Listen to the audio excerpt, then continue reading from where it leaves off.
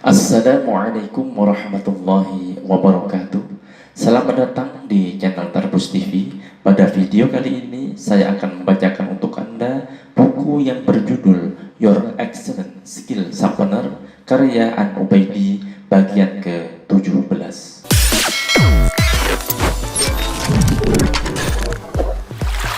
Dikalahkan kekesalan. Masalah yang sering muncul di lapangan adalah ketika kita dikalahkan oleh kekesalan dan dibikin semakin kesal oleh kekesalan, bahkan menempati posisi sebagai korban kekesalan. Di antara tanda-tanda yang mungkin bisa kita kenali adalah: satu, ketika kita secara sadar atau tidak memilih tindakan negatif, reaksi atas kekesalan, kekecewaan, penderitaan, dan kegagalan kita. Dua, ketika kita berkesimpulan bahwa karena yang membuat kesal kita adalah orang lain, keadaan, atau pihak lain, maka yang harus bertanggung jawab untuk mengobati kekesalan di dalam batin kita adalah mereka, bukan kita. Tiga, ketika kita tidak menyadari kapan kita mulai kesal dan kapan kita mulai harus berhenti kesal untuk mempelajari apa yang menyebabkan kita kesal serta bagaimana menggunakan energi kekesalan ini untuk perbaikan diri kita. Kekalahan diri ini, kalau kita rujuk pada hasil studi pengetahuan dan pengalaman sejumlah praktisi SDM, bisa mengakibatkan hal-hal yang akan merugikan kita, antara lain: satu, demotivator. Dari hasil pengamatan lapangan yang dilakukan oleh Tom Hopkins, trainer sales internasional, ditemukan ada beberapa hal yang membuat seorang sales kehilangan semangat, gairah, dan motivasi yang ia sebut dengan demotivators. Apa saja demotivator ini? Di antara demotivator itu adalah: satu, takut kehilangan sumber keamanan dalam hidup. Dua, takut akan tertimpa kegagalan. Tiga, dikuasai ragu-ragu. Empat, merasa disakiti oleh perubahan, keadaan, atau orang lain. Membiarkan diri kita dikuasai oleh kekesalan, kekecewaan, atau luka batin atas orang lain dan keadaan bisa berpotensi membuat kita kehilangan gairah untuk memperjuangkan keinginan kita. Di lapangan mungkin benar bahwa yang membuat kita terluka itu adalah ulah orang lain atau perubahan keadaan, tetapi ini tidak sampai membuat kita menempati posisi kalah dan menjadi korban kalau kita bisa menguasai diri, menang melawan diri sendiri, dan sanggup mengontrol diri dengan power yang kita miliki. Eleanor Roosevelt mengingatkan bahwa sebetulnya tidak ada orang yang bisa membuat Anda merasa rendah tanpa persetujuan Anda. Bisa saja orang lain itu melakukan apa saja atas diri kita, tetapi ini tidak membuat kita berada dalam kondisi apapun tanpa keterlibatan diri kita. Ditipu orang lain memang sakit, tetapi ini tidak membuat kita hancur sebelum kita berkesimpulan bahwa yang membuat diri kita hancur adalah orang lain. Oleh karena itu, Nabi Muhammad SAW mengingatkan bahwa yang pantas diberi julukan orang gagah perkasa bukanlah orang yang bisa menaklukkan orang lain, melainkan orang yang bisa mengontrol dirinya pada saat marah. Mengontrol di sini adalah menguasai dan bukan membiarkan diri dikuasai. Kesimpulan Jan C. Smoot mengatakan bahwa seseorang tidak bisa dikalahkan oleh pihak lain lawan tanding kecuali oleh dirinya sendiri. Man is not defeated by his opponents but by himself. Mungkin benar bahwa yang membuat kita KO adalah perubahan keadaan yang di luar kontrol kita, tetapi ini tidak membuat kita sampai kehilangan motivasi hidup untuk selama-lamanya, putus asa, kecuali kalau kita mengkaukan atau mengambrukkan diri sendiri. Dua, krisis diri.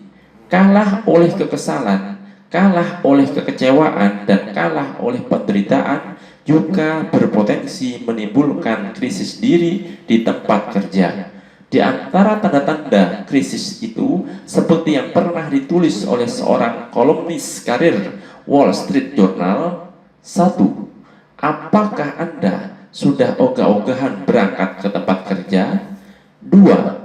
Apakah Anda sama sekali tidak bangga, tidak puas dengan apa yang Anda lakukan di tempat kerja?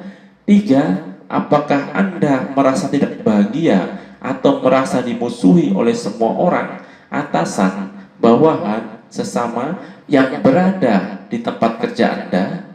Dan apakah Anda merasa senang setengah mati pada hari Jumat sore atau Sabtu siang, tetapi sedih setengah mati pada hari Minggu malam atau Senin pagi? 4. Apakah Anda merasa bahwa pekerjaan hari ini jauh lebih buruk dari yang sebelumnya, atau pekerjaan yang lama jauh lebih baik dari yang sekarang? Apa yang menyebabkan kita mengeluarkan percikan perasaan demikian? Kalau kita mencoba menghitung partikulasi sebab musababnya, tentu jumlahnya tak bisa dihitung oleh jari kita atau bahkan oleh kalkulator sekalipun. Kita bisa menjadi orang yang tidak bangga dengan pekerjaan atau profesi kita karena gaji kita kecil, karena pendapatan kita kecil, karena kita sering dipojokkan oleh orang lain, karena lokasi pekerjaan kita jauh, karena industri yang kita masuki tidak sesuai dengan keinginan kita, dan seterusnya. Meskipun bisa dikatakan bahwa penyebabnya tak terhitung, namun penyebab yang sebenarnya adalah diri kita. Situasi yang buruk bisa membuat kita menjadi orang yang mengalami krisis karir, dan bisa pula membuat kita menjadi orang yang bangkit dari krisis atau tahan krisis. Tergantung bagaimana kita meletakkan posisi diri kita di hadapan krisis itu. Kalau kita kalah, maka kita akan dibikin semakin buruk oleh situasi yang buruk. Tetapi kalau kita menang, bisa mengontrol dan bisa menguasai, maka setidak-tidaknya kita tidak dibikin semakin buruk oleh situasi yang buruk. Aman McWayne, penulis buku The Power of Wisdom, menyimpulkan bahwa kesuksesan karir itu tidak tergantung pada upaya kita untuk menemukan good employer yang bagus, melainkan lebih banyak bergantung pada upaya kita untuk menjadi seorang karyawan yang bagus, great employee. Pendapat demikian tentu bukan untuk mengecilkan peranan bos dan perusahaan yang bagus, melainkan untuk menegaskan bahwa meskipun kita sudah menemukan bos yang bagus dan perusahaan yang bagus, kalau diri kita tidak bagus, maka hasilnya kira-kira juga tidak bagus buat kita. 3. Kehilangan momentum pendidikan diri. Kalah oleh kekesalan, kalah oleh kekecewaan, membiarkan diri kita semakin larut dalam kecewa dan semakin kesal oleh hal-hal buruk yang terjadi tanpa kita inginkan, bisa berpotensi membuat kita kehilangan momentum untuk mendapatkan materi pendidikan diri yang disediakan oleh Allah untuk kita. Materi pendidikannya tentu berbeda dengan materi pendidikan yang disajikan oleh sistem pendidikan manusia. Sistem pendidikan manusia memberikan materi terlebih dahulu, kemudian diadakan ujian yang sudah diumumkan tanggal dan materinya, sehingga memungkinkan kita untuk membuat perencanaan dan persiapan. Hal ini berbeda dengan sistem pendidikan Allah yang umumnya mengadakan ujian terlebih dahulu, kemudian materinya diberikan kepada kita dengan syarat yang harus dipenuhi, yaitu membuka pikiran, membuka kesadaran, dan membuka mata hati. Materi pendidikan ini sama seperti makanan yang kita telan.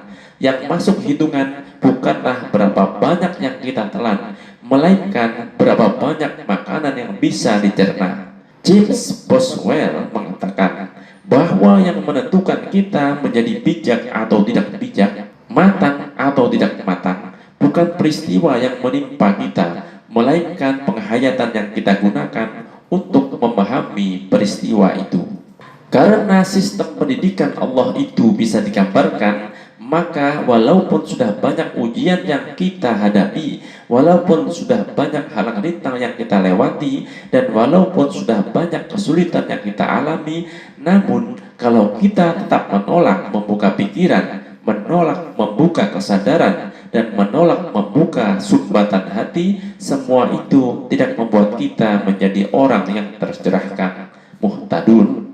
Nah, syarat mutlak yang harus dipenuhi agar kita bisa membuka mata pikiran, telinga kesadaran, dan hati pemahaman untuk menangkap materi pendidikan Allah yang ada di balik ujian, cobaan, kesulitan, dan rintangan adalah kemenangan diri, faizun, kontrol diri, muttaqun, dan bisa menguasai diri yang meliku nafsah. Kontrol, penguasaan, dan kemenangan akan membuat kita tidak hanyut terlalu lama oleh hal-hal buruk yang terjadi di luar keinginan kita. Kontrol dan penguasaan akan membuat kita menyadari bahwa di balik semua itu ada pelajaran yang bisa kita gunakan untuk memperkuat diri. Allah Subhanahu wa Ta'ala menjelaskan hal ini dalam Al-Quran. Kami jelaskan yang demikian itu supaya kamu jangan berduka cita terhadap apa yang luput dari kamu, dan supaya kamu jangan terlalu gembira terhadap apa yang diberikan kepadamu. Quran Surat Al-Hadid ayat 23. Dengan kata lain, peristiwa baik atau buruk, kenyataan pahit atau manis, sebetulnya tidak secara otomatis mengajarkan kita tentang sesuatu, tidak secara otomatis menciptakan defining moment untuk mengubah diri kita menjadi lebih baik. Apa yang memberikan kita pelajaran dan apa yang membuat kita punya kesempatan yang tepat untuk mengubah diri sendiri adalah penghayatan kita terhadap hal-hal yang menimpa kita. Penghayatan tersebut akan membangun jembatan transformasi diri, the bridge of self-transformation, sebagai berikut. 1. Dari tidak menyadari tanda-tanda kebesaran Allah di dalam diri kita ke menjadi sadar.